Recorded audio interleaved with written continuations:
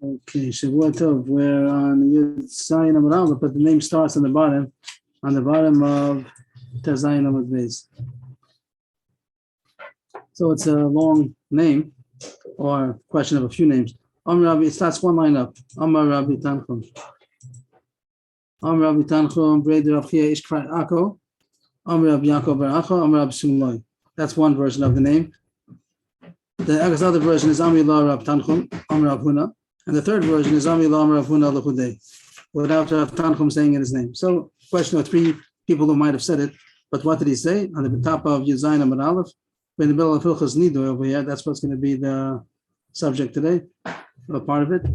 Talmud Shenidu L'chvodo Nidui Nidui. That even though someone's not a big Rav, but he's a Talmud Chacham, so also, if he put somebody in Nidui because of his honor, his own honor, somebody insulted him, so that takes effect. You might think only a big Rav or something like that, but even a Talmud also, only the level of a Talmud also, if he put somebody in Cherem, Nidui, because he was chusuf to him, so it takes effect, and he brings a proof. The Tanya, this we had it yesterday's daf. Menudul Rav, Menudul Talmud, Menudul Talmud, and Menudul Rav. Over there, it said that if somebody, the Rav, put somebody into Nidui, so then the Talmud also has to respect and honor that Nidui and treat the person who was excommunicated as excommunicated. But Menudul Talmud, and Menudul Rav. But if the Talmud put somebody in Cherem, so then the Rav does not have to honor it because he's above that, he's higher. That's the price we had yesterday. But the Gemara has a diak over here. What are we talking about? For what reason was somebody put into Nidui by the Rav or the Talmud? For honor of Hashem? That's going to be the issue we're going to try to figure out. The Rav who then the Brisa says that the Rav is above that, so he doesn't have to respect that Nidui, but the Talmud of the Talmud. But it's mashma everybody else does have to. Everybody else does have to respect that Nidui. It means the Talmud that made a Nidui, it does take effect. What's the case? Why did he make a Nidui? Lamai. What is the case that the Talmud made the Nidui that everybody else has to respect, just the Rav does not have to? Even the Shmaya or the Chosh, if it has something to do because of the honor of heaven that somebody did an Aveira or whatever it might be that is Chayiv Nidui, then there wouldn't be any difference if he's a Rav, the bigger person. Everybody has to respect the Nidui that someone was put into because of the honor of heaven. And Chachma Hashem means that there's no different levels of Chachma and Tfuna when Hashem is involved, so then there's no issue of respect. So you're going to say that it's only the Talmud and Amma above that. He also has to give the same respect to the Nidui because it was done for the honor of Hashem. So the case must be, the case was that the Talmud put somebody into Nidui because of the honor of the Talmud, that is chusuf to the Talmud, not because he did an Aveira. And still you see that only the Rav doesn't have to respect it, but everybody else does have to.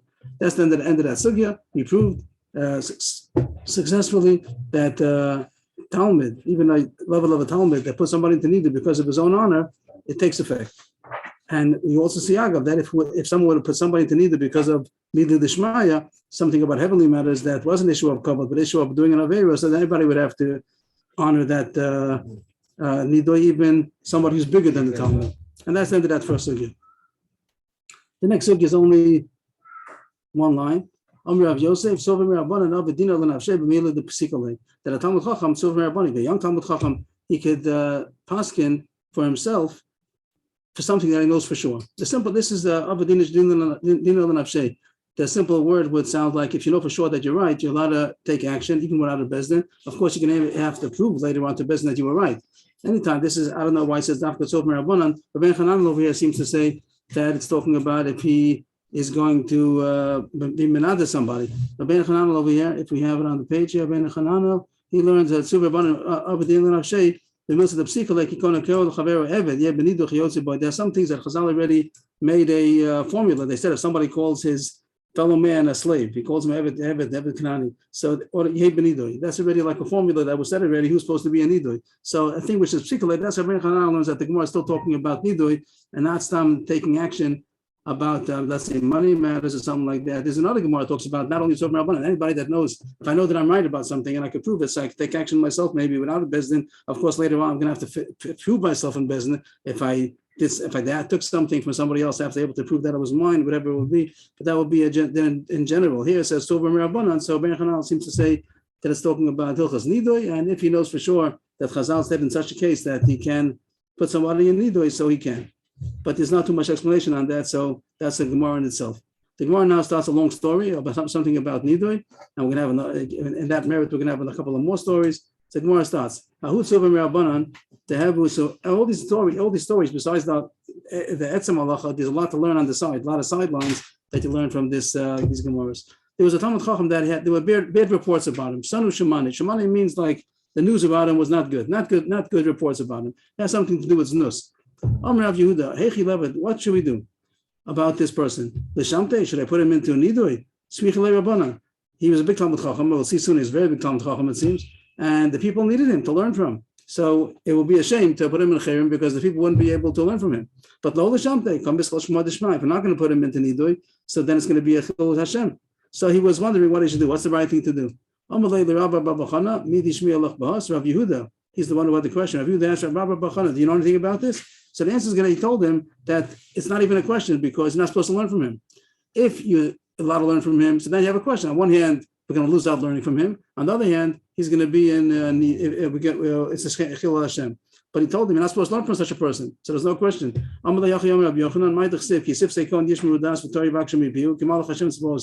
pasuk says that the lips of the Kohen guard knowledge, and Torah they seek from his mouth because he is an angel of God. That means that the Rebbe is supposed to be like an angel of God. If he's similar to an angel, then they should seek Torah from his mouth. If not, they shouldn't. And therefore, this person that now he has a bad report about him, the Chafetz Chaim talks about how you're allowed to, when you're allowed to rely on a bad report. This bad news, bad rumor, sometimes a rumor is a rumor. So it talks about how much you have to have in order that you could rely on it, you could trust it.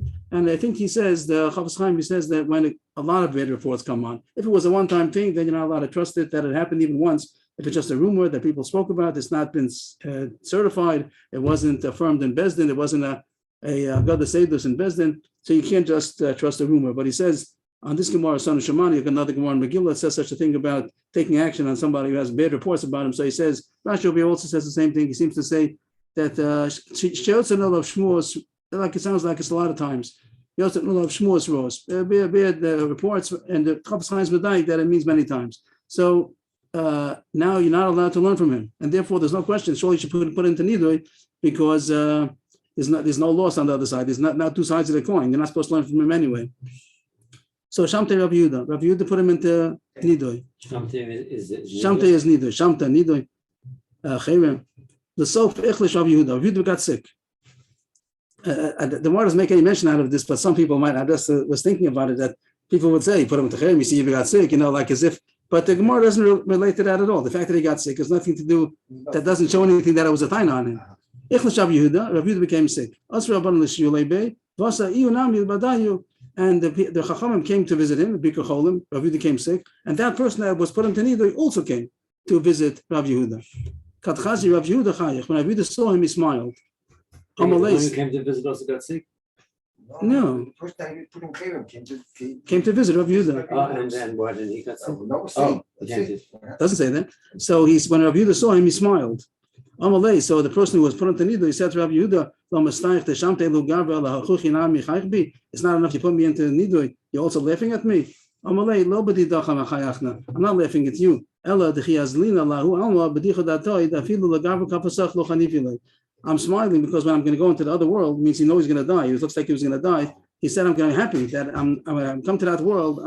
I'm happy that I didn't even flatter somebody like you. It means he was a big man. It was a big move that Rav Yehuda did, that he put him into Chayrim. It was a big move that Rav Yehuda did to put somebody like that, a big Talmud Chacham, he put him into Nidui. So he said, I'm going to be happy that I could say in the heavenly court that I didn't even flatter somebody who was so great. Do we know the name of this? No, it doesn't say his name. Nach Nafshe Rav Yehuda. Rav Yehuda died. Rav Yehuda died from this story. No, not from this story. He died. Now this person who got Nidui, he wanted to get it removed. Also, he came to the Beis Medrash to ask Amalahu Shvuli permit to take off the Nidui. Rabbanan said that Rav Yehuda put on the Chayim, we're not authorized to able to take off a Chayim of Rav Yehuda. It seems like the person who takes off the Chayim has to be at least as big as the person who put it on. There's nobody here big enough like Rav Yehuda to be able to annul that Nidui that he put you into. Go to the Nasi. The Nasi, Rav Yehuda Nasi, the Nasi seems that we had before that everybody else, the Nasi is above everybody as far as the authorization, and he is not in the Nidoy, he's not included, and he has the power to be able to permit the. His name was also going to be. Happens to be his name is Abiud also, right? That's a coincidence. So he came to Abiud Nasiya. We said the other day this is not Abiud Nasi. This is the grandson of Abiud Nasiya. Abiud Nasiya. He came to Abiud Nasiya. So he asked him if he could take off the needle. I don't know the case exactly because I'm missing some information. How did he want to take it off? Because he did tshuva now. If he did tshuva, so if he did tshuva, he did tshuva. So I'm not sure. We did have. I'm not sure what the story was. He doesn't do a faisa. It wasn't a chutzpah. It wasn't about avera. The faisa has to do if he did somebody better chutzpah, but he didn't do a chutzpah. If he did an avera and if he admits it, then he'll do tshuva on it.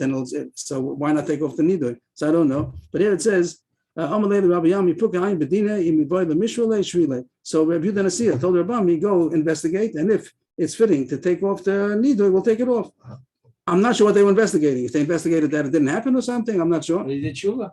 That he did tshuva, I'm not sure. So Rabbi looked into it, and he was inclined to permit it. He was going to permit it. He was going to take off the nidoy. But Amir Shmuel ben Achmeni got up, and he said, there was a story we're going to see soon down the page over here. It's going to be over here, about 10 lines down. There's going to be a story about the Shifcha, the maidservant of Rebbe, that she put somebody in Chayrim. The Shifcha put somebody in Chayrim. We'll see the story, what she did. She put somebody in Chayrim. And over there, the Chachamim for 3 years was scared to take it off. Because the Shifcha of Rebbe took, so if the Shifcha of Rebbe, the Chachamim did not act lightly with it, with her needed for 3 years, so we're going to act lightly in the Nidoy of Yehuda. Our colleague, Rabbi Yehuda, that put somebody in Chayrim, are we going to be light and take it off? So he was, Rosh Nachmani was pushing that they should not take it off. Rabbi Zeir was there in the Beis Medrash. He said, this is like really strange that Shmuel ben Achmeni, that he came to the Beis Medrash. He hasn't been there for a long time. For many years, Shmuel ben Achmeni was an old man. He hadn't come to the Beis Medrash. And from that day he came. So he said something like Hashem has orchestrated it, that it seems like we're not supposed to. It seems that we're not supposed to permit it. And they didn't. So they didn't permit the nidoy of that Talmud Chacham. So he went out crying. This Talmud Chacham. Why they assume that what was the siyat Shmai that he's there, that he said that you're not allowed to be matir? Since he had a tzad to say not to, so they could be done on his tzad that he said that Shivcha Shabbat Rebbe not. So Kalvachom the neither of Rabbi Yehuda. But Rabbi Zeir was impressed that the Shmuel ben Achmeni was not there for that day. He put in a vote for no, and he happened to be there. And Rabbi Zeir backed it up like we should take a lot. It should carry a lot of weight. His vote. Because it's very strange that he's here after many years.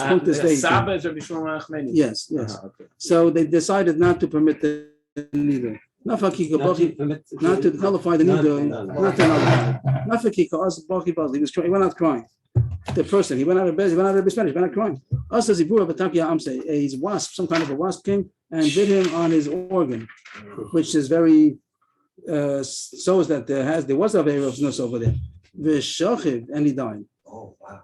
And then they wanted to bury him. They put him into they wanted to take him to the graveyard. The Mara is a cave where they would have the kuchim they'd have in the walls we had before, that they would have the graves. So he took him to the cemetery of the Hasidim.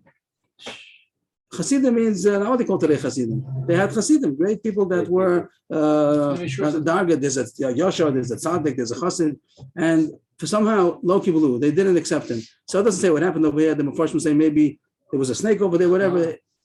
They wasn't accepted to be there. But just to see how great he was, because they thought that's the proper place to bury him over there. And even after the story, but he still must have been very big. He said become a chacham. He also a chassid, and they didn't accept him. But then they put him into the graveyard, the cemetery of the plot, whatever, of the Dayanim. And over there, he was accepted. My timer. Why? Rashi says Dayane, no? The Gemara says Dayane. Yeah, but Rashi Bezin. He says okay, that you see from the Gemara, because the Hasidim didn't accept and the Dayanim did accept. Yeah. My timer. Why? So why is going to see? We'll see what the answer is. We'll see what the question. We'll see from the answer what the question was. The Avad Kabiloi, because he did like Kabiloi. So the Avad Kabiloi is going to be a reason why he did something even though he did an Avera, but he did something that he still was deserving to be buried in the place of the Dayanim, because he did like Rabbi Eloi suggested. The Tanya Rabbi Eloi Omer, Adam Sheyitzur was Gabriel Love, Yelach L'Mokom Shem Akirin also, Yilbash Chorim, V'Yisatef Chorim, V'Yasam Mashali B'Chofetz, V'Yichal Shem Shemayim B'Fesh. If somebody sees that his evil inclination is overpowering him, the first round of the Gemara is he shouldn't do an Avera. No one's giving him permission to do an Avera. But it says if he's going to do an Avera, so he should make sure he doesn't do a Chil Hashem. He should go to a place that don't recognize him. It says here that he should dress black and wrap himself in black and do whatever he wants, means do an Avera, and he shouldn't make a Chil Hashem Shemayim. That means, of course, that the Gemara is not saying that he should do it. The Gemara is not saying you have permission. It's just saying that if he's going to do an Avera, so don't do double things. Don't do an Avera and also a Chil Hashem. So the fact that he at least had it's consideration for the Shechil Hashem, that he tried to do it in secrecy, that people shouldn't be a Shechil Hashem. So at least for that, he was deserving that he should be accepted into the Ma'ora, the Dayani. The other Mepharshim, the Ben Hananel here doesn't seem to say what I said. The Ben Hananel seems to say that of course you can't do it. Of course you can't. But I also saying of course you can't. But saying if you can do it anyway, so do it at least like this. The Ben Hananel, if you look at the Ben Hananel, he seems to say that it was not such a big Avera. It wasn't really a rayas, and it doesn't fit into the Gemara so well because the Gemara says the whole thing about Take Hamse, that the wasp did sting him on his organ. It seems like that's what the rem is. That's what a sting from heaven. So if one wants to look at Ben Hananel, could see there, but the Pashut is I think the way that I just read it. So that was the story. That's the big story. Just to sum it up so far, that's the end of the story. That Rav Yehuda put somebody in Cherem because there was bad rumors about him. And he was happy. Rav Yehuda himself, even though he happy when he was dying, he was happy when he saw the person. He was happy, not laughing at him, but he was happy that he's going to go to Shemayim and say, "I didn't even flatter somebody on this level." And he died. And then the question was if they could take off the nidoi. And in the discussion in the Bismedish, nobody else was big as him. He went to the Nasi, and then by the Nasi, Rav Yehuda didn't see it. Was the Nasi? He had the authority to be able to take off the nidoi. He told Rabbi to check it out. He was also almost going to be matir, but then Rav Shmuel Nachmani said that you can't be mezalzel in the nidui of Yehuda.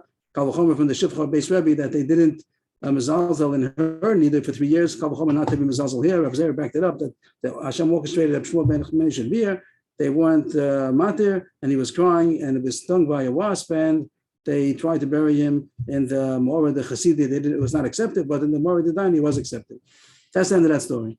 The next story, the Gemara. This is unbelievable. It's unbelievable, This story is like today. It's not from the Gemara. No, it's not because there's not talking about a big. Now it wasn't a big Talmud Chacham. It wasn't a big Talmud Chacham, and it wasn't a big Chassid. Oh, so that's even more unbelievable. That it happens. That it happened in the time of the Gemara. Yeah, It's unbelievable. But the Gemara is talking about it. And the Gemara says that he put him in either because of that.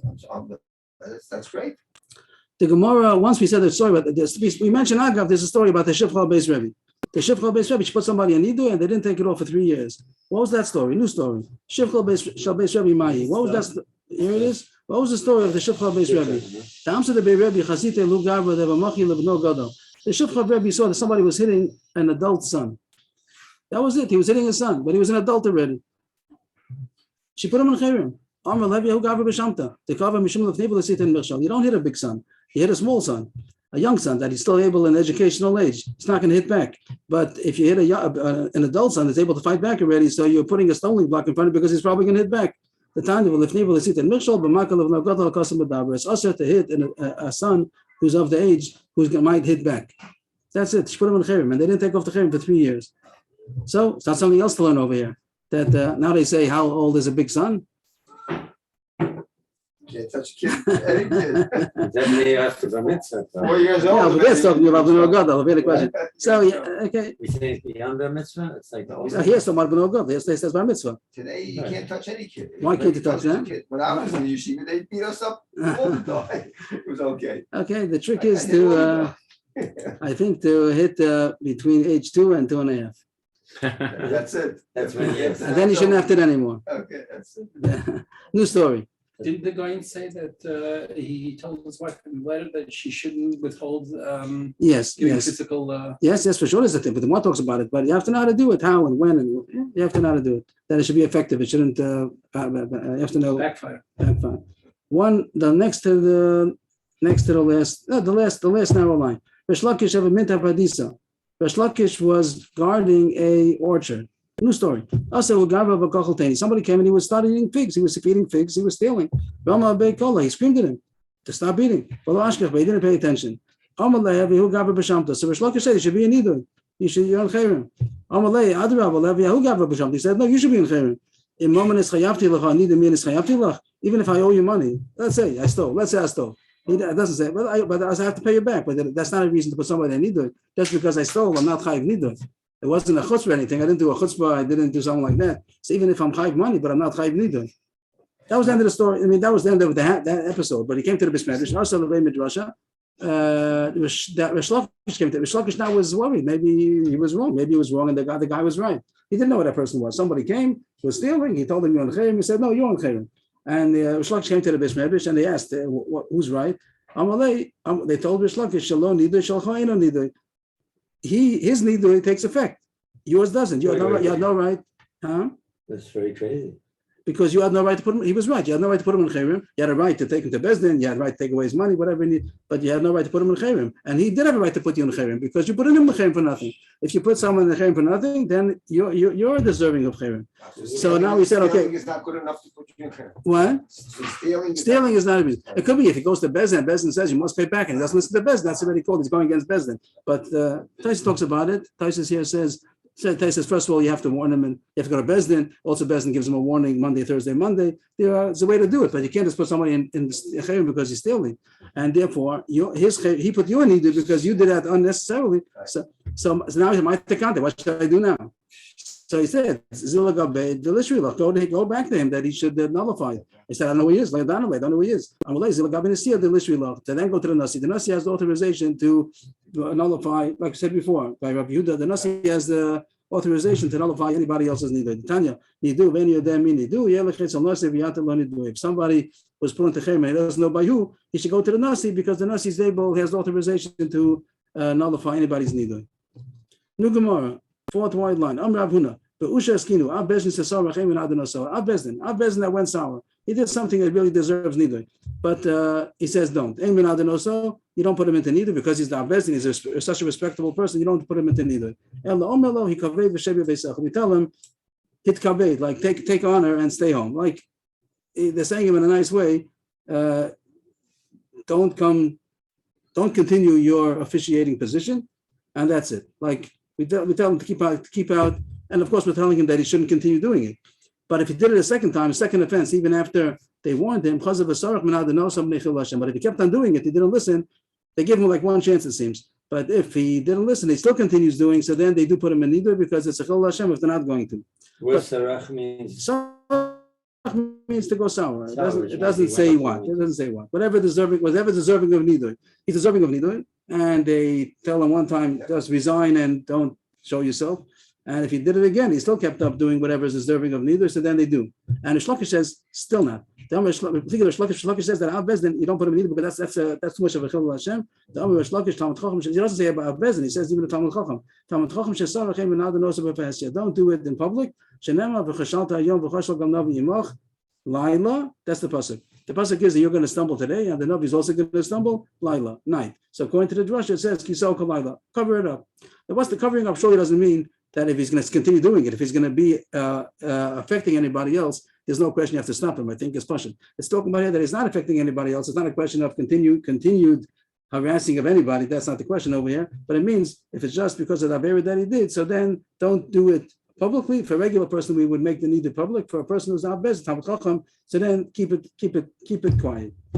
The Gemara continues. Ma'zutra chasida ki mechayiv tzuvim re'abanan shamta bereisha meshamet nafshei v'ada meshamet l'didei. When Talmud Chacham, what does Kaseu Kalila mean? Kaseu Kalayla, cover it up like the night. Like keep it unknown. Right. Put him in chayrim, but keep it quiet. Ma'zutra Chasida.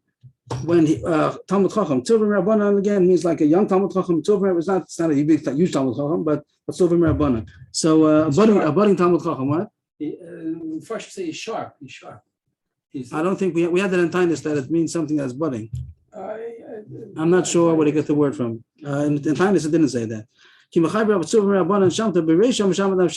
when he had to put somebody in, he was going to put him in Nidui. But when he did it, he put himself in Nidui first. he put first himself in Nidui for the honor of the Talmud Chacham. Wow. He put himself in Nidui. Some say maybe that he should make sure not to forget to take it out. He's going to nullify it also. Then he would put the Talmud Chacham in Nidui.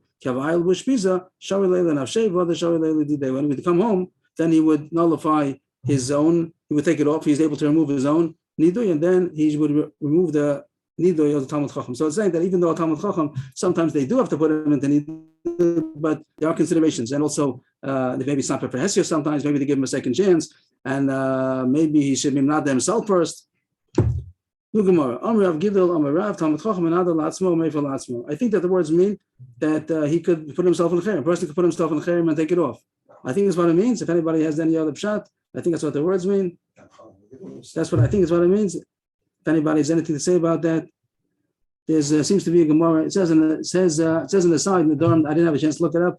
The dorm Dav Zion over there. It says the more says Pshita, and the more says an answer. Of course he could. So I think that the point is that he could be menad himself. He could put himself into Nidui and take it off.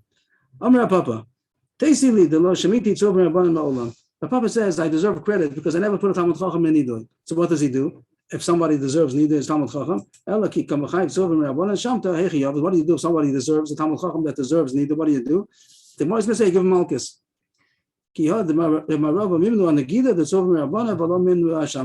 Yisrael, Marav in the West, if somebody would be if they're a Talmud Chacham, they would get together. Mimnu, which means to take a vote. It means if whatever the Bezdin would decide, they would do it Negida. Negida means malchus. They would give him lashes, but they wouldn't make Shamta. For a Talmud Chacham, a regular person, they might put him into Nidui, but for a Talmud Chacham, it's better to give him malchus, even though malchus is very, very serious. But that's maybe better, less of a Chilul Hashem than to give and make a Nidui. Maybe it's a leniency to a Talmud Chacham that it's only malchus and it's not a nidui. Nugamor, my shamta. What does the word shamta mean? Shamta seems to be an Aramaic word. You don't find it in the Torah or anything. You have by cherem, but nidui also maybe the word nidui is also from the word being pushed away, but like excommunicated. But the word shamta is an Aramaic word that they use for excommunication. And what does it come from? What is the word shamta? So the Gemara says two pshatim. Amarav sham misa. Over there is death. Means that the shamta could be so strong that it can kill somebody. We're going to see some stories. He should be in desolation. He should be desolated, devastated. There's a better gear. The way we have it seems to run on. I made a period over here, and I made like a different, some kind of hafsaka. That there's a gear here that Amar Abu Shmuel. This is a new Gemara, like somebody. This is another speaker talking now. It affects him like. Smearing, or whatever it might be. Tiach would be like plaster in a oven, or maybe schmaltz, whatever, in a oven. The point that one wants to say is that once it goes in, it gets very much absorbed and it doesn't get out again. That if someone gets a shamta, so it gets in and it doesn't come out. Like the Gemara is going to say now, Rish Lakish is going to argue and say that it does come out. But the first opinion says that once it goes in, it gets penetrated and it doesn't all come out. What goes in? The chayra, the nidui. When someone does a nidui, when someone a nidui is put on somebody, so it goes in like it gets very absorbed. And the point is that it's not able to all come out again. But Rish Lakish says it does. Applicable to Rish Lakish, Rish Lakish, Hashem Shenechneses b'Masayim b'Abam Mishmonei V'Orim Shem Kach Keshi Yotza b'Masayim b'Abam Mishmonei V'Orim. Just like when it goes into somebody, it goes into all 248. It gets penetrated, absorbed into all of his 248 Evarim. So too, when it's removed, it goes out of 248. It's completely removed. And he says a drash about that. The nidui. The nidui. Keshi Nechneses Techsei Bois Ha'ir Cherem. And the cherem is gematria 248. Cherem gematria Masayim b'Abam Mishmonei. Kishiyotza dechsev beroges rachim tisgar. Rachim is also gematria 248. The word cherem and the word rachim, both of them is 248. So when there's a cherem, so that's how it goes into 248 evarim, into all of his organs. But when it goes out, also beroges rachim tisgar. That means rachmanis. That means that also goes out of all 248. Nugamora Amrav Yosef. Shadi Shamta Agenuvsa the Kalba Vihi Dida Avda. Throw the nidui onto the tail of a dog and it'll do its job. That means that even if you don't know who to put into nidui, you don't know where. So you just throw it out wherever it's supposed to be, and it'll land on the right place, even if you don't know the address. And Igmar says a story that it talks about the story of a dog. Who Kalba the Va'achal Misani Drabanan, V'Laviyad Kadi Rabbanan Manu. The Rabbanan, I guess in the yeshiva, in the dormitory, whatever, in the Beis Medrash, there was a dog that was eating the shoes, or they had shoes, whatever. They took the shoes off at night, whatever, and a dog was. They didn't know it was a dog. It was getting stolen or eaten, whatever, and they didn't know what was happening. So they put a shamta on the one who's doing it. Shamte lahu shamtule, and they maybe it's yeah, and they put a nidu on the one who's taking the shoes. Italy benua begnuvse v'achalte, and the tail of the dog got caught on fire and consumed him. So you see that even if it seems to say the story, that's why the expression came, throw it onto the tail of a dog and it's going to do its own. So it seems that this is the point, that even if you don't know who deserves the nidu, somebody deserves the nidu, they don't know who it is, so you throw it out and it's going to land on the place that it deserves. A new story, one line up, Ahu Alma. There was a strong person, a bully, they have a that was bothering a certain Talmud Chacham. If the Talmud Chacham came to Yosef, what should I do about this person who's bullying me? It seems like he was very much bullying him, that he deserved to die. Put him in Nidui. I'm scared of him. What does it mean scared? I guess he's going to find out. I don't know. How's he going to find out? Maybe you have to put him in Nidui in public. You can't do it in your own room. Nobody hears. I'm not sure. I don't understand this Gemara. Doesn't he have to know that he's Nidui? Does he have to know? I don't know. Does he have to know? I mean, usually when you put in something, they want him to force to do something. Here he's not trying to force him to do something. He just wants the nidu to really take effect. He wants him. The nidu is not just to excommunicate him. Sometimes in Bezdin, that's the point. The point is to excommunicate him. That's a kind of a social pressure that he has to give in. But here, that wasn't the case. He wasn't trying to pressure him. He just wanted to get rid of him.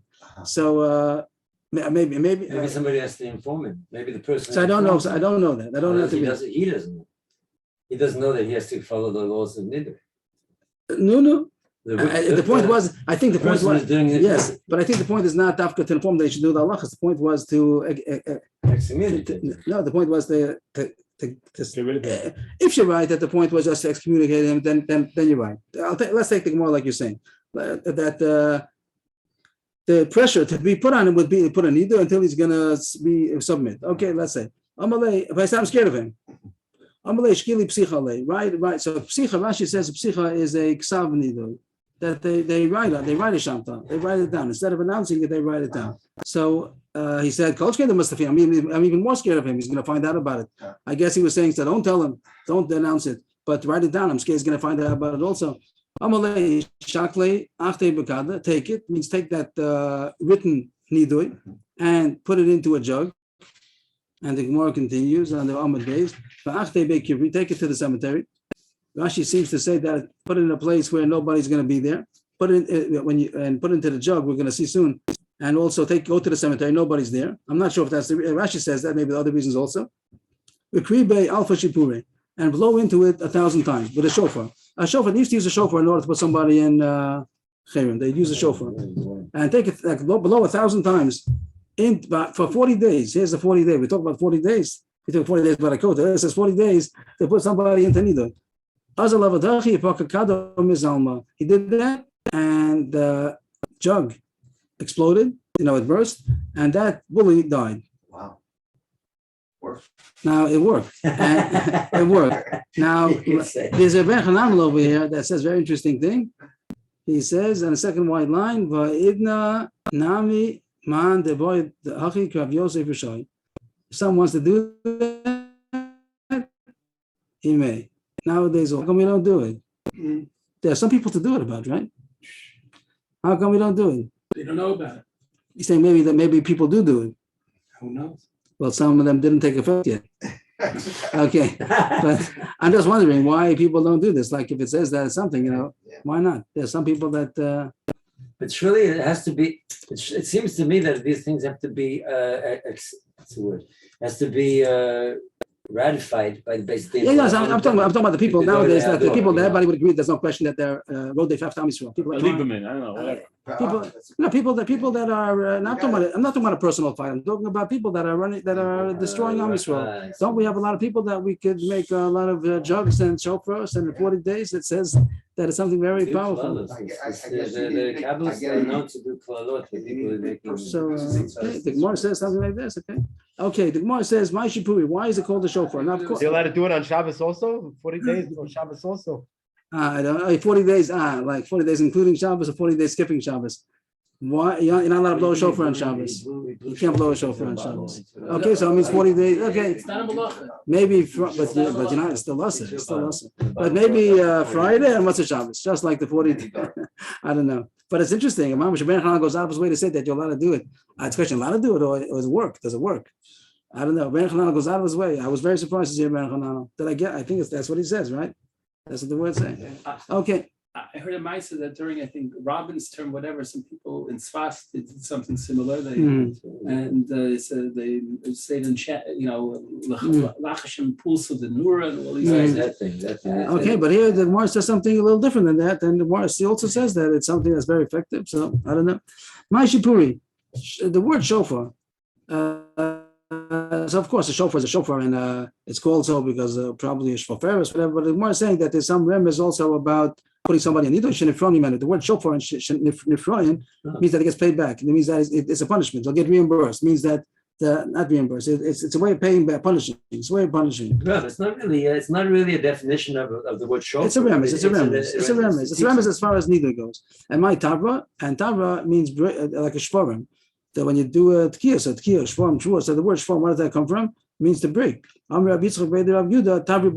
it breaks down big houses. It means even people that are great, powerful, it also knocks them down. The Tanya Abraham Shimon Gamliel, Rabbi Shimon Gamliel says whenever the Chachamim put their eyes on something, it means forbid that they want something. So then either the person is going to die or he's going to become poor. So it could be Bati Rami means that people that are powerful and rich, they're also going to get broken down. That Yaakov said to Eliphaz, take my money, I'll be poor, and it'll be like I'm dead. Okay. I'm just returning it. So that's the Garata for today. And the rest of it is now Shmaita, back to Gemara. Oh. So, okay, but there's a lot of chazer over there. It's like a double page already. But to try to continue, it says in the Mishnah back to the beginning of the parak that Elo Magalchin, people that couldn't take an haircut before, so then they're allowed to take a haircut during Chol HaMoed, and it gave examples over there of different examples. He came from overseas, he got out of jail, got out of captivity, and it also said a Nazir of Amatzora, Mitumasal Taras, or a Nazir, right? The Mafasam Farshim say even not a Nazir Tummy, even a Nazir Torah. Once he finishes his zeros, and it came out, he was not able to take a haircut because he was a Nazir, and then it came out Chol HaMoed, he's allowed to take a haircut, and a Matzora that when he is going in his Torah process, he also has to cut his hair. If it came out of Chol HaMoed, he's allowed to do it.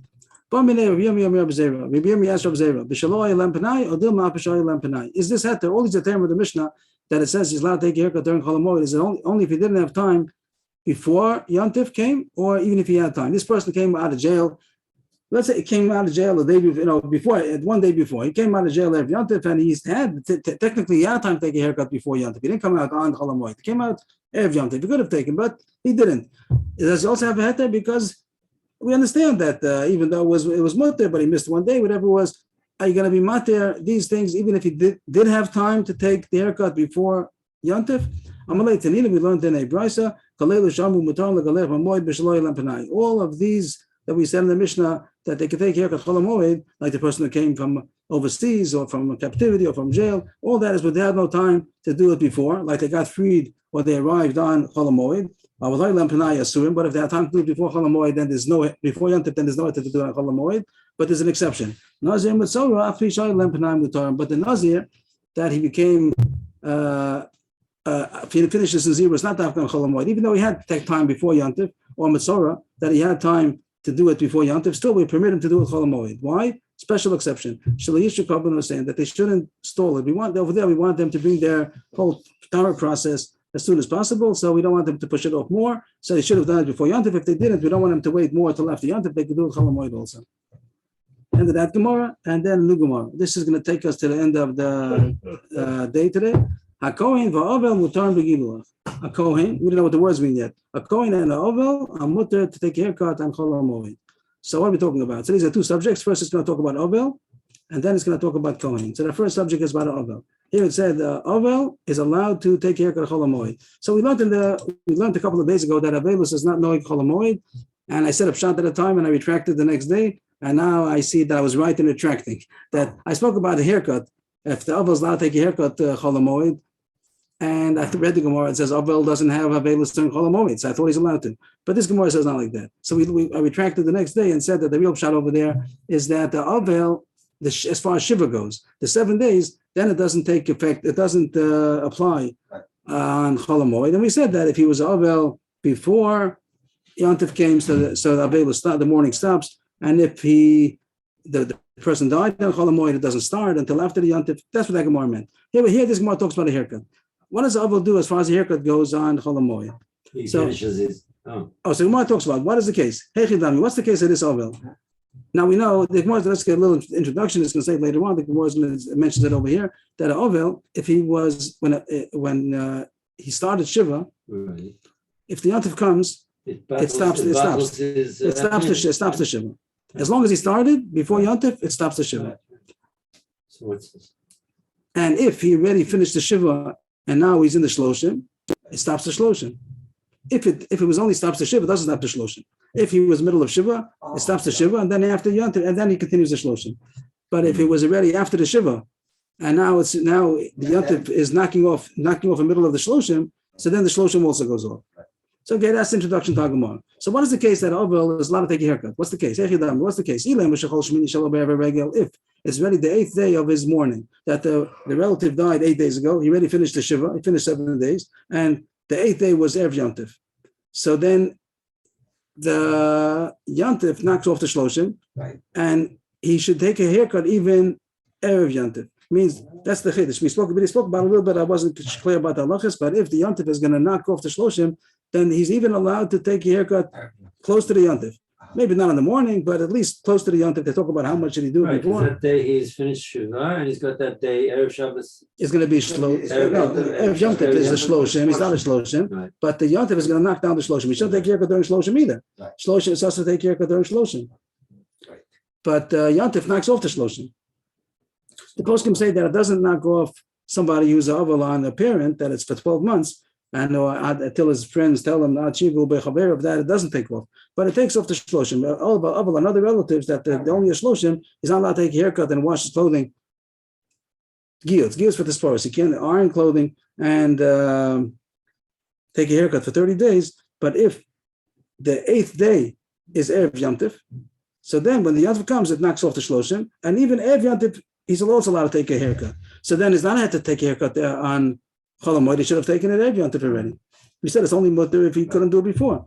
If the 8th day of his mourning came out on Erev Yantif, he should have taken a haircut before. So that's not a head to take a haircut on Chol HaMoed. What if the 8th day, like we said, the 8th day, but the 8th day is Shabbos? Erev Yantif, which is on Shabbos, and his 8th day. They came on that's the junction. Right. It's his 8th day of mourning. It's Erev Yantif, but it's Shabbos. They can't take a haircut. Right. So maybe that's going to be the case. He could take a haircut Chol HaMoed because it was Shabbos on his 8th day. But no, he also should have taken Erev Shabbos. He should have taken the haircut even on the 7th day. Oh, he's allowed to push it even back Even one day. Erev Shabbos, that's what it says. If the 8th day came out on Shabbos, he's allowed to take the haircut on Erev Shabbos. Why is that? The Gemara is going to talk about now if the on the seventh day that the Shiva is over in the morning, right? Shiva is over, not the whole day. He doesn't have to wait the whole 7 days. Mixas Yom Kikulo, that the beginning of the 7th day, and then it's already in the Shloshim, and that's the machlokis in this case. And the Gemara is going to say that in this case, where it came out, the 8th day is Erev Shabbos, then everybody will agree that he's allowed to take a haircut on the 7th day already. The 7th day, we'll say Mixas Yom Kikulo, the Shiva is over in the morning of the 7th, and then he's not already take a haircut because Yantiv's coming. So that would be Friday morning, yeah? Friday morning the Shiva's over. Right. The Shiva's over. On the 8th day. Shabbos the 8th day. So Friday morning the Shiva's over, and then afterwards in the afternoon he could take a haircut. So then there's no excuse again. He shouldn't take a haircut Chol HaMoed because he should have taken it ready Friday. Ella shechol shmini shelo lios b'Shabbos. Who am I up to? I'm sorry. Oh yes, this is the second. First of my choice was the 8th day was Erev Yantif. Then he should have surely taken a haircut. That was the first choice. We knocked it off. Also, he should have taken it Erev Shabbos. He should have taken it on the 7th day.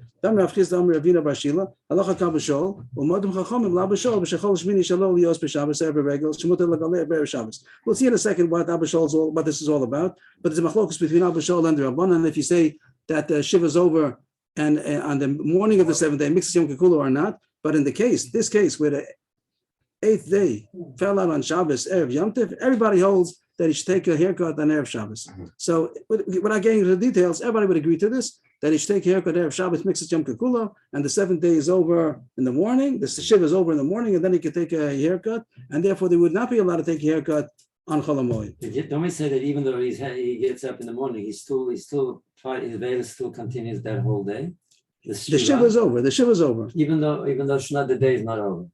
The mixed Yom Kikula. The shiva is over. Oh, I see. That's why they stop shiva in the morning. They have, but now, so therefore it says that even if you don't hold to that, but in this case where it came out the 8th day, Erev Yom Tif on Shabbos, so then he could take. Everybody will hold that he could take a haircut on Friday. Right. So therefore, there's still no permission to take haircut Chol HaMoed. What's the case? The 7th day came out on Shabbos Erev Yom Tif. The Shiva, the 7th day of Shiva came out. So what? So he didn't have a chance to take a haircut on Friday. Right, you could only do it on Thursday. That's the 6th day. So you That's can't the do that. 6th. Right. So no shul. So he couldn't have taken the haircut before. Right. But now the more makes machlokas out of it. This Brisa says that a mourner Ovel could take a haircut, and now we found the pshat, we found the case. But the fact that the Mishnah doesn't say so, the Gemara thinks the machlokas is going on. So the Gemara is looking, what's the machlokas if this case where the 7th day came out on Shabbos, why should he not be able to take a haircut on Chol HaMoed? Tana b'rosh savalok abishol gam mix yom kikulo yom shvi odelo lakan the chibin the Shabbos heavy understood.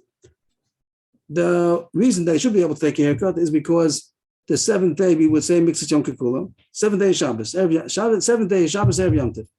So if it wouldn't be Shabbos, Abishol holds that he'd be allowed to take a haircut because Shiva is over in the morning, and he had an onus that he couldn't take a haircut before Yom Tif because it came out on Shabbos. So we'd say, okay, so you could you were allowed to take a Even the haircut. 6th. No, No. on Chol HaMoed.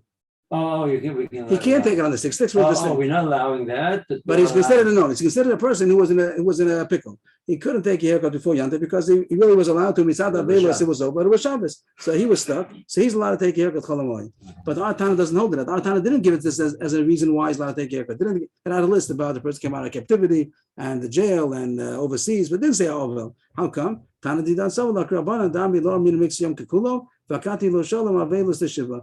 That the Mishnah, the reason to say he cannot take a haircut is because they don't hold mixas yom kikulo, and therefore the shlosh, a technicality comes out of it thinks that the reason why I can't take a haircut is not because of Chol HaMoed. He can't take a haircut because it's in the middle of shloshim.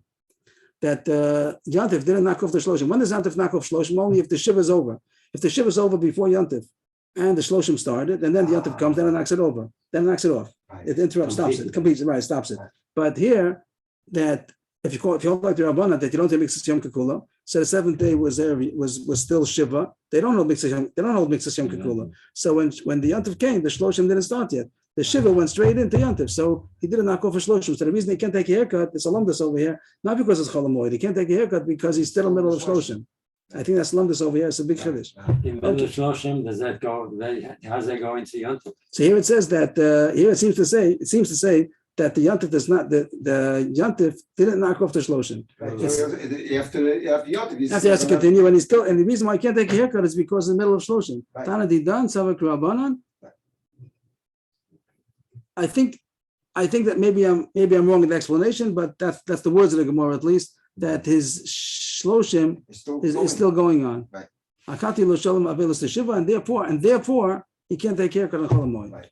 So all this was to explain the Brisa that said that an Ovel could take a haircut on Chol HaMoed. We came out that it has to be, if there's some cases, if he could have taken a haircut before, so then he's not allowed to take a haircut on Chol HaMoed. He should have taken it before. The case would be where the 7th day came out, and there's a machlokas about it. And we're going to paskin like Al Bishol that he would be able to take a haircut Chol HaMoed because he was honest. The shiva was over, and just on Shabbos, and he just wasn't able to take a haircut, and therefore he would be able to take a haircut on Chol HaMoed. But the Brisa also says something about a Kohen. A Kohen also could take a haircut. What kind of Kohen could take a haircut Chol HaMoed? So obviously he's talking about the Kohen who was working in the Beis HaMikdash, and they had weekly shifts. And he's not allowed to take a haircut during his shift. But we learned that before in Tainus, that he's not supposed to. We said the reason is because he should take a haircut before he starts his shift. He should come in well groomed, and therefore we said don't think you have to take a haircut during the week. So the halach is that during the weekly shift of the Kohen, he can't take a haircut Sunday, Monday, Tuesday, Wednesday. That's it. But Thursday and Friday he could look up at Shabbos. That's what we had in Tainus. We had it mentioned, right? Look up at Shabbos, he could take a haircut. So this Kohen. Keep reminding us. What? Keep reminding us. So here, I think that's by Anshe Maimed. Anshe Mishma also, both of them. Anshe Mishma, Anshe Maimed. We had it a couple of pages ago when we still started the parent. So what is the case of the Kohen who for some reason was not able to take a haircut, obviously because of the mishmar, he was on duty. He wasn't able to take a haircut during the week before Yontif, and now he's allowed to take a haircut on Chol Moed because he was an onus. What's the case? Now, here we know always the shifts go from Shabbos to Shabbos. That's how the shifts go. It's not down from Shabbos to Shabbos. And also Thursday, Friday, he's allowed to take a haircut. Not only Thursday was the haircut because Friday people are busy, but Friday surely can take a haircut. So Thursday, Friday of his shift, he's allowed to take a haircut. What's the case? When did Yontif come out? That Shabbos came out of Erev Yontif. The shift goes from Shabbos to Shabbos, the last day of the. So, and then the Yontif.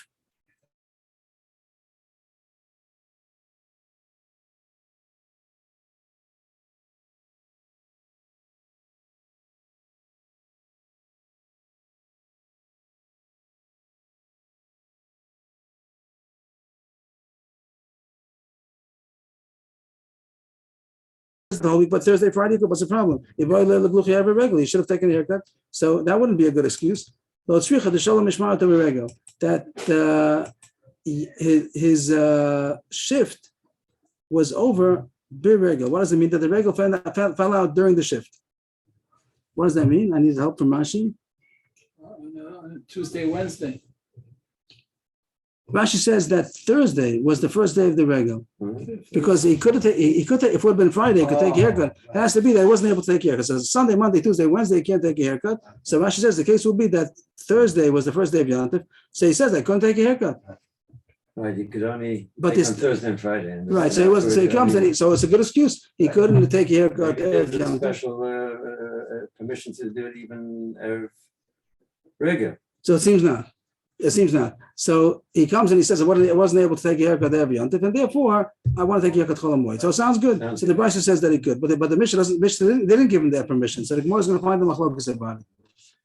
No, it's true that the Shalom Mishmat of Regel that the Mishma was over when Birregel, not every regel, but Birregel. That means that what? That the regel was during the Mishma, like Rashi says on Thursday.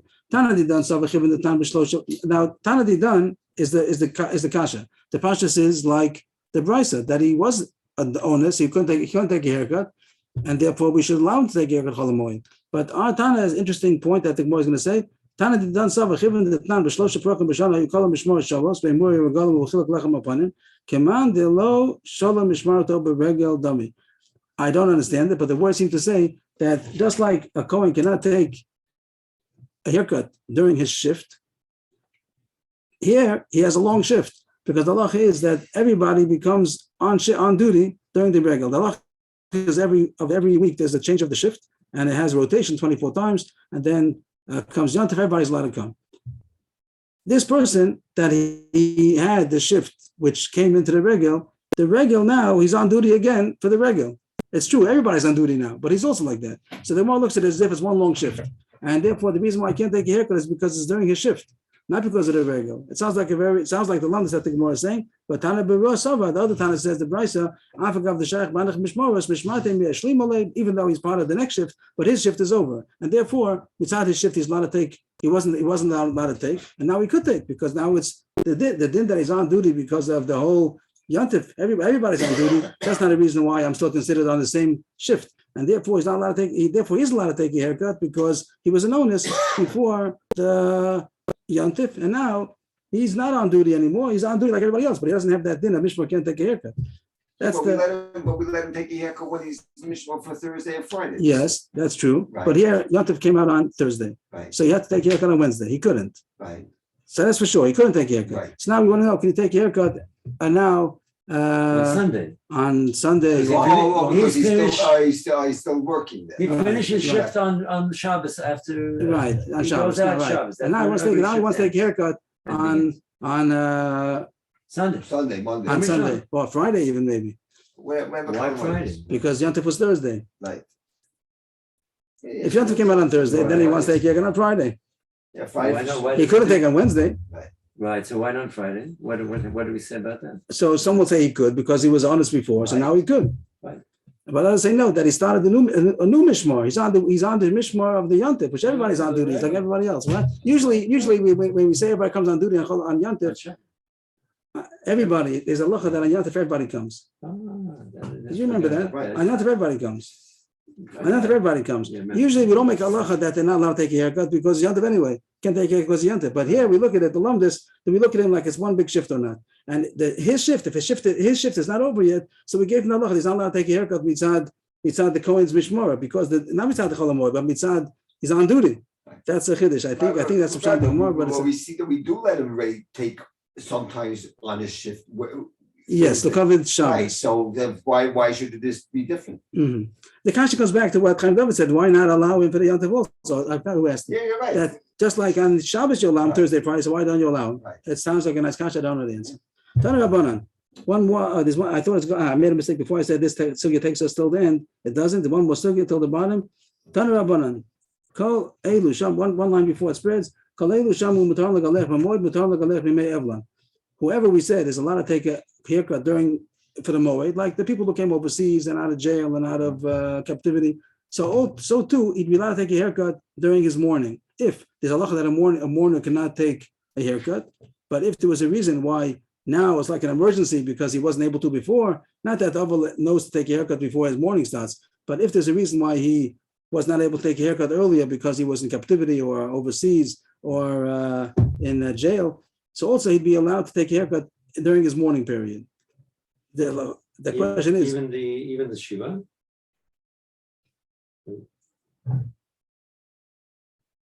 I don't know. I don't recall. Oh, Shloshim maybe?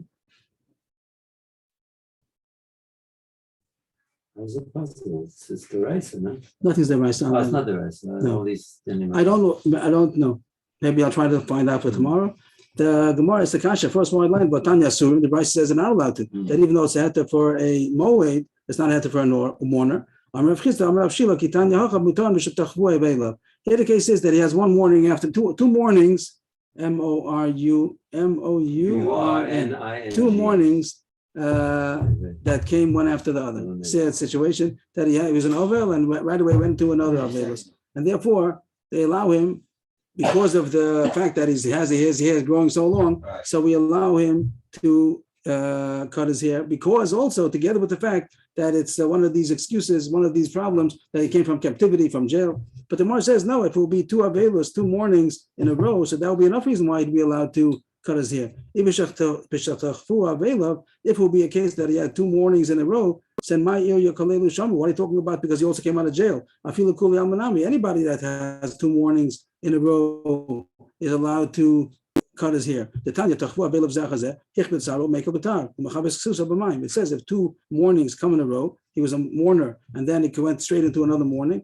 If his hair is too heavy, he's allowed to lighten it with a razor. That means not a regular haircut. He doesn't use a scissor or some kind of clipper. He uses a razor. That means he'll make it less, but it's going to look like it won't look so nice. And also, he's allowed to wash his clothing with water. Usually, he can't use detergent, but usually he's not allowed to even use water. But now he's allowed to use water because it was 2 mornings in a row. So we have some leniency in cutting his hair and washing. Is he allowed to use a razor? Oh, it's not a razor that's going to be going to the skin. It's just he's also the point is that he's allowed to. He's not allowed to use the razor on his beard. But here the point is not that he's going to use the razor. It means that he's going to use it to cut his hair. The hair is going to still be not scissors, Electric razor. Electric. What is that? The point is that it should be a razor from far away from the hair, that it should just cut it, but it shouldn't be neat. Use the razor straight on the head. Yes, that's the beard. But we're not. But we're not talking about. We're not talking about using the razor to the skin. We're talking Isn't the about idea just the shinoi? The idea the shinoi, no? Right, that should be a mess. It should be a sloppy job. The same way we say that he washes his clothing with water means no detergent. So it gets semi-washed, semi-clean. So to a haircut that it gets lighter hair, he gets less hair, cuts hair, but it's not going to look like a nice haircut. So what are you talking about? This is the one that has 2 mornings in a row. 2 mornings. I hope I'm pronouncing it correctly. Two mornings. Okay. 2 aveluyos. But that's the most conscious. If the case is that he had 2 mornings, so then it's not a morning that goes after morning. So then it's not a reason about because he came out of jail. The reason is because he has 2 mornings. But the Gemara says Over there we said that's only with the razor, not with the scissors. It shouldn't look like a nice haircut. And also with water, not with detergents. And here we're saying that it's mutter if it has both of these combinations together. That also it's a morning after a morning, and also it's it came out of jail. Oh, he has two things. Like a bunch of things, but his hair seemed to be very long. He also had a reason why he didn't take a haircut because of that before also. And then he had 2 more. It's like a three. Then we allow him even to use a scissor and even to use detergent. And the Gemara, then he has the full treatment. He can have the. Then he can have a regular, right. And the Gemara ends off. If the whole thing we're discussing here is that he's not allowed to wash, you see that an Avil cannot wash his clothing, which L'chor is a Pella. Of course, the Gemara said before an Avil cannot wash his clothing. You don't need this Bryce to say so.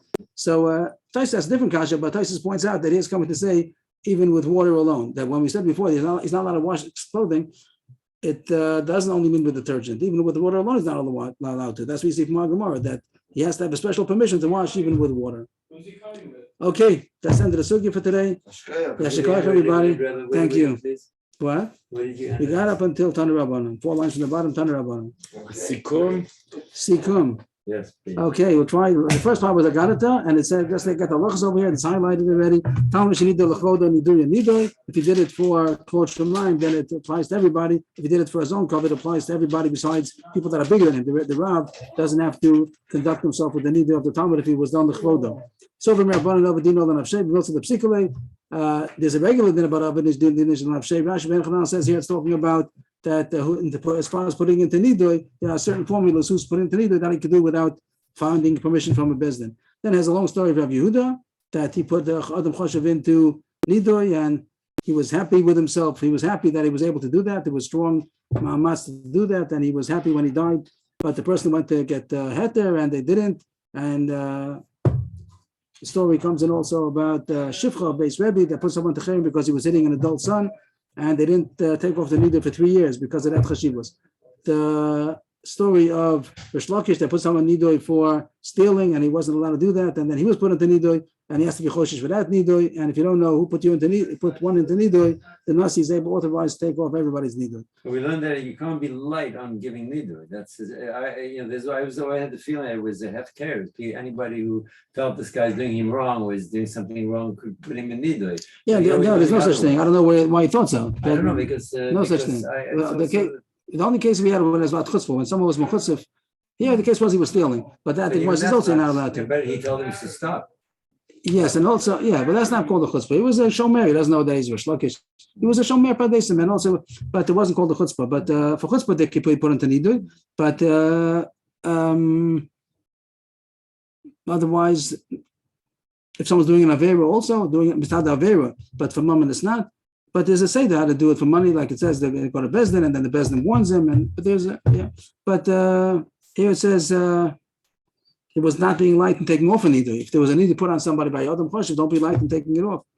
The next one talks about Bezin Shesarach, Talmud Chacham Shesarach. So it talked about giving him a second chance, or not doing it with Hesia, or giving him Malchus instead, or the Talmud, the one who's going to put him in nidui, puts himself in nidui first, and then takes it off. Some kind of precautions when he's putting a Talmud Chacham in nidui. What is they accept that giving lashes is acceptable as an alternative? The Gemara says that it's even preferable to a Talmud Chacham. You'd rather get Malchus than to get a Shamta. Wow. The next Gemara says, what does the word Shamta mean? Shamta means either Misa or means Shmama, death, devastation. The Gemara talks about it when you take off the nidui, does it come out completely? It seems to be a machlokes. Some say that it gets so absorbed that it doesn't all come out. Or Shlokish says 248, Chayrim, Rachim. And then the Gemara says, if you don't know where to put the chayim, just throw it out. It'll land on the right place, like by the story with the dog over there. And then it talks about somebody who was a big bully, and the Shamta helped him to kill him. And the Gemara says he wasn't able to do it in public, so he write it on a paper, go into the basic forest, blow 1,000 times, 40 days, and the person died. And Ibn Chananel says it applies today also. The word shofar, nifroyin, the word tavra, break people that are great. Nazir Mitzvah. That the Gemara says that all of the reasons of the Mishnah to take a haircut during Kol HaMoed is only if you had no time to do it before.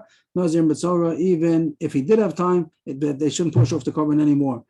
Ovel, sometimes Ovel, sometimes we'll have a case where you could take a haircut, Cholam Moed, Machlokas at least, if he's able to take a haircut before, like the Shloshim was over, so then he should take a haircut Erev Yom Tov and not on Cholam Moed. If he wasn't able to, like he came out on Shabbos, so then those who hold that the Avelis is over Shabbos morning, he'd be able to take a haircut during Cholam Moed because he was an onus. But if not, then the Avelis, then the Shloshim was not over, and he can't take a haircut during Cholam Moed. And a Kohen who was Mishmar came out on the week before, the week where Yom Tov came out, and it was on Thursday, as Rashi says. So the Pasha should be able to take a haircut Cholam Moed because he was an onus. They couldn't take it on Erev Yom Tov. But some say that you look at the Mishmar of his private Mishmar and the general Mishmar of everybody coming on Yom Tov was one big Mishmar, and that prohibits him to take a haircut on Cholam Moed. And the last thing is that sometimes an Avel will also have a permission to take a haircut on during his Avelos if he had a double mourning,